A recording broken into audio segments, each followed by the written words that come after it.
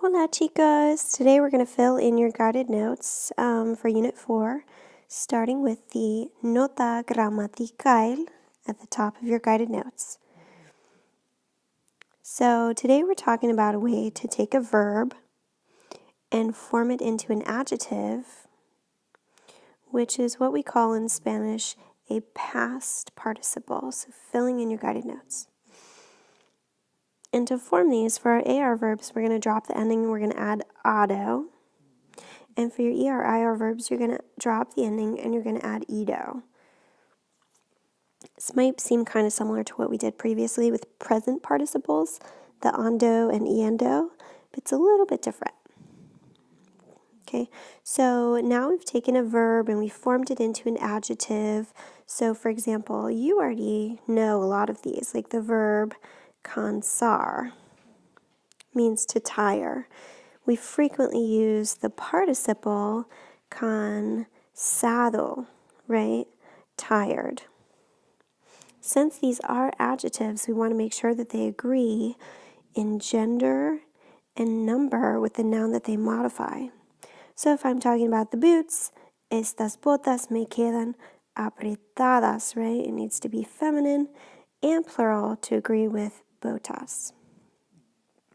Here are some examples of past participles that you might want to write down. Cansado, tired. Cerrado, closed. Abierto, now this one is a little irregular. It comes from the verb abrir, means open. This should be the only irregular that you need to know. Enamorado, from your vocab, means in love. And querido, also from your vocab, looks like the verb querer. Of course, it means beloved.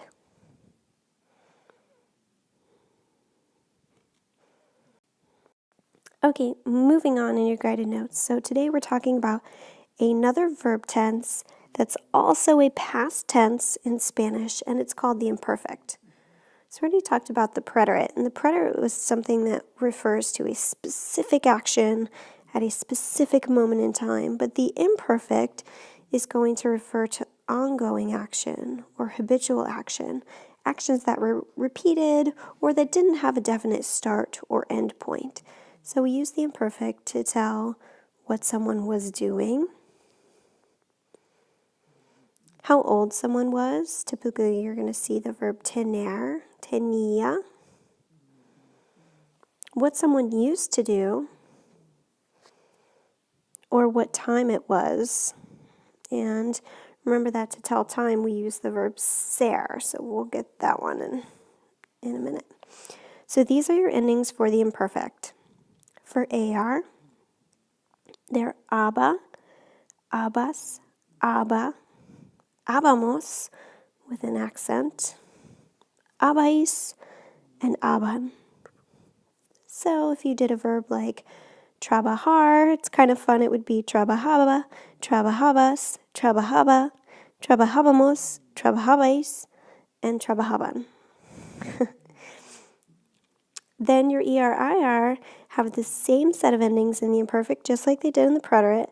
They're going to be ia, ias, ia, iamos, iais, and ia. Notice accents on all of the I's. Accents on all of the I's. So these are the imperfect endings, and you may hear me refer to them in other notes or videos as the abas and the ias. The abas and the ias. Now the imperfect is a really awesome verb tense because there are only 3 irregulars. So unlike the preterite where we have 12, 15 irregulars, the imperfect there are only 3. So these are the ones that you need to know. Ser. Ser, of course, means to be. So the irregular is era, eras, era, éramos. Notice there's always an accent on the nosotros form in the imperfect. Erais and eran. Remember we said we would use the verb ser to tell time. And in the present tense, we say son las. It is a certain time. So in the imperfect tense, we would use eran. Eran las 9 de la noche, right? It was 9 o'clock at night. The next irregular in the imperfect is ir. Ir, of course, means to go. And it looks like iba, ibas, iba, íbamos, again with the accent on the nosotros form, ibais, and iban. So if I always used to go to the beach, when I was a kid, I would say yo siempre iba a la playa. Third irregular is ver. Ver, of course, means to see. And it is veía, veías, veía, veíamos, veíais, and veían. Notice again, accents on all of the I's. So ver takes the ia endings. The thing that's irregular about ver is you don't totally drop the er, you keep that e in the stem. So that's the only thing that makes it irregular.